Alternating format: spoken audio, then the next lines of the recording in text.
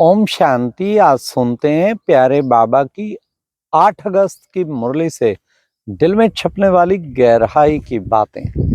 आज की मुरली वास्तव में 25 जून की है, जब मम्मा शरीर छोड़ा 24 जून, उससे नेक्स्ट डे 25 जून। तो बाबा ने बहुत ही अच्छी शिक्षाएं दी। सबसे पहले बाबा ने तो कहा, अम्मा मरे तो हलवा खाओ, बाबा मरे, अब्बा मरे तो हलवा खाओ। फिर बाबा ने आज हलवा खाने का अर्थ बताया। कहीं मूढ़मती सोचते हैं हलवा खाना, बाबा ने कहा ना हलवा खाना, ना ना, डिसर्विस हो जाएगी। अरे एक तो घर में मौत हुई है, दूसरा ये हलवा खा रहा है। आज बाबा ने स्पष्ट शब्दों में कहा कि हलवा खाना अर्थात ज्ञान रतन बांटना, खुद में भी ज्ञान रतन समरण करना और औरों को भी ज्ञान रतन बांटना। क्योंकि उस वक्त इतना मातम होता है, इतना दुखी होते सब, ज्ञान रतन ही उनको उस दुख से उबार सकते हैं और उनका गम खत्म कर सकते हैं। आज बाबा ने कहा, अरे भाई चलते चलते देखो, उस मिलिट्री में भी कोई कोई अच्छे अच्छे जनरल भी मर पड़ते हैं, चले जाते हैं। यहाँ भी वर्षा लेते लेते कोई बच्चे चले जाते हैं। हाँ, तो जरूर उसका कोई अच्छा पार्ट आगे बजाएगा, सेवा का पार्ट बजाएगा। हाँ, तो इसलिए बच्चों को मूंझना नहीं चाहिए। आज बाबा ने कहा कभी भी किसी के नाम रूप में नहीं लटकना चाहिए। कई नाम रूप में इतना लटक जाते। आज बाबा ने कहा आंसू बहाया तो समझो जिन रोया तिन खोया।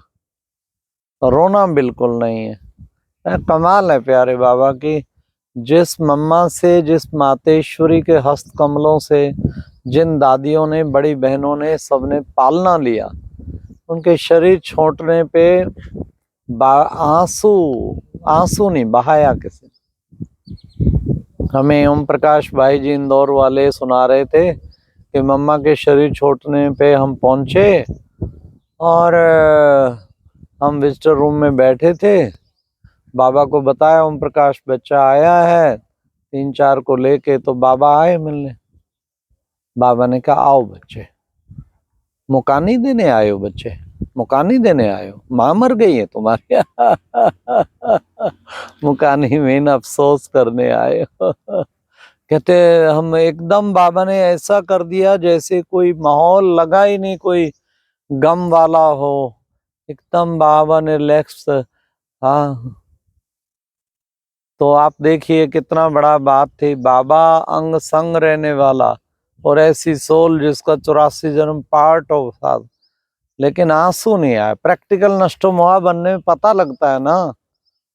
हमारे यहाँ तो कितने हैं, हमारी दादी बाबा से पालना लेके भी अंत टाइम में हाथ था, पर आंसू नहीं आया। सबको फोन करती रही, ड्रामानुसार बाबा चले गए, लेकिन आंसू नहीं आया। ये है ड्रामा की अटल भावी। आज बाबा ने कहा इसको कहते हैं ड्रामा की अटल भावी। उसको कोई टाल नहीं सकता, उसको स्वीकार करना है और ये समझना है कि इसमें कुछ कल्याण है।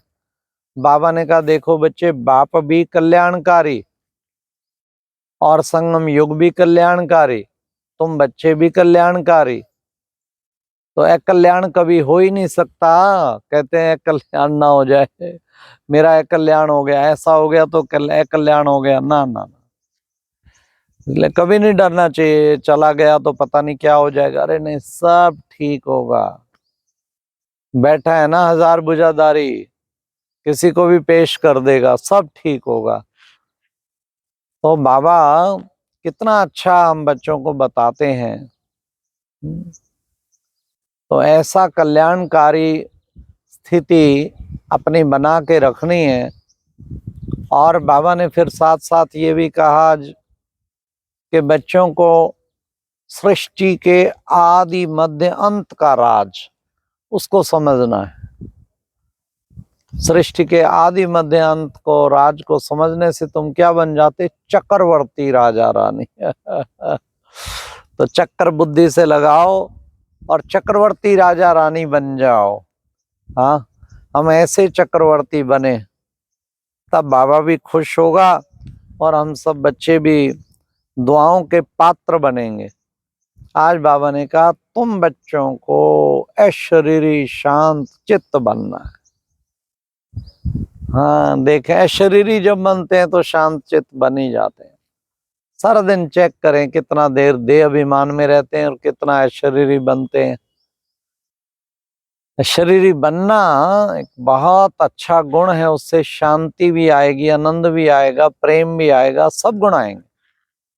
आज बाबा ने कहा अहो सौभाग्य हमारा हम बाप के मददगार बनते हैं। हाँ, तो बाबा के मददगार बनना कितने बड़ा लक है। भगवान के हम मददगार हैं, भगवान हमारे साथ है, भगवान का मदद कर रहे हैं ईश्वरीय कार्य में। तो बाबा ने कहा कहते तो हैं भगवान को मदद दे रहे हैं, समझना भी ऐसे ही है, लेकिन वास्तव में भगवान तो सारी दुनिया को मदद करने वाला है, उससे मदद ले रहे हैं, देने की बजाय ले रहे हैं। फिर बाबा ने आज फिर कहा कि बच्चों को कहा जाता है कि बच्चे ऐसे ड्रामा की सीन आएंगे, इसलिए हर समय बाप की याद में रहो। अचानक कुछ भी आफतें आ सकती हैं, इत्तेफाक का अर्थक्वेक हो जाता है, कभी कुछ हो जाता है, तो बच्चों को आत्मिक स्थिति और याद की यात्रा पे तत्पर रहेंगे तो अंत मते सो गते हो जाएगा। आज बाबा ने आज की मुरली में गीत था माता ओ माता तू सबकी भाग्य विधाता। तो बाबा ने कहा वास्तव में ये महिमा है जगदम्बा की। तुम्हारी मम्मा कितनी सर्विस की, कितनी सर्विसेबल नंबर 1 थी। हाँ, तो भी बच्चे चलते चलते अचानक वर्षा लेते लेते शरीर छूट गया, तो ड्रामा की भावी, इसमें मूंझना नहीं चाहिए किसी भी हालत में। फिर बाबा ने कहा कि बाबा कौन है? बाबा है दुख हरता सुख करता, दुखियों पे रहम करने वाला। तुम बच्चों को भी दुखियों पर रहम करना है, दुखियों पे रहम करना है। कितना भक्त पुकारते हैं ओ दुनिया के रखवाले, ये सुन दर्द भरे मेरे नाले। हाँ, कितना उसके दर्द भरे नाले सुनते सुनते ही वो आ गया हम सबका उद्धार करने के लिए। तब बाबा ने कहा बच्चे तुम बच्चों को पूरा निश्चय बुद्धि रहना है, कभी भी संशय बुद्धि नहीं बनना है, हर तरीके से तुम्हें अच्छा पुरुषार्थ करना है। तो बाबा ने कहा पढ़ाई पर भी पूरा अटेंशन चाहिए, पढ़ाई कभी मिस नहीं करनी चाहिए। तो ऐसा पढ़ाई पढ़ने का लक्ष्य होगा तो महान बन जाएंगे। आज बाबा ने कहा देखो बच्चे सारा मदार पुरुषार्थ पर है, जितना हम पढ़ेंगे उतना ऊंच पद पाएंगे। तुम्हें कोई फिक्र नहीं होना चाहिए, क्योंकि कोई शरीर छोड़ जाते, अगर छूट भी गया तो कोई ना कोई कल्याण के निमित्त ही हम जाएंगे। तो आज की मुरली में फिर वरदान था, बाबा ने कहा सच्ची दिल से बाप को राजी कर, सदा राजी रहने वाले राजयुक्त भव। पहले बाप को राजी कर, बाबा की आज्ञाओं पे पूरा चलेंगे तब बाबा शाबाश देगा, राजी होगा। सदा राजी रहने वाले, खुद भी संतुष्ट रहना, सदा राजी रहने वाले। तो ऐसे राजयुक्त भाव, हम सबको राजयुक्त बनना है। हाँ, ज्ञान के राजों से भरा हुआ, ड्रामा के राजों को जानने वाला, उसी को कहते हैं ना राजयुक्त।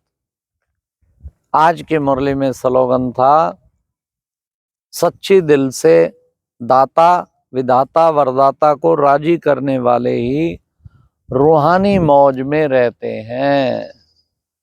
दाता को भी राजी करें, विधाता, दाता माना सदा देने वाला, और विधाता माना जो खूब बाबा का विधान बनाने वाला हमारा विधाता बाबा, और वरदाता भी है वो, और साथ साथ वो गुणों का दाता भी है। तो ऐसे उसको राजी करना, खुद भी राजी रहना, ये एक बहुत बड़ा वरदान है, उससे सदा मौज में रहेंगे। अच्छा, ओम शांति। ये था आज की मुरली से दिल में छपने वाली गहराई की बातें। ओम शांति।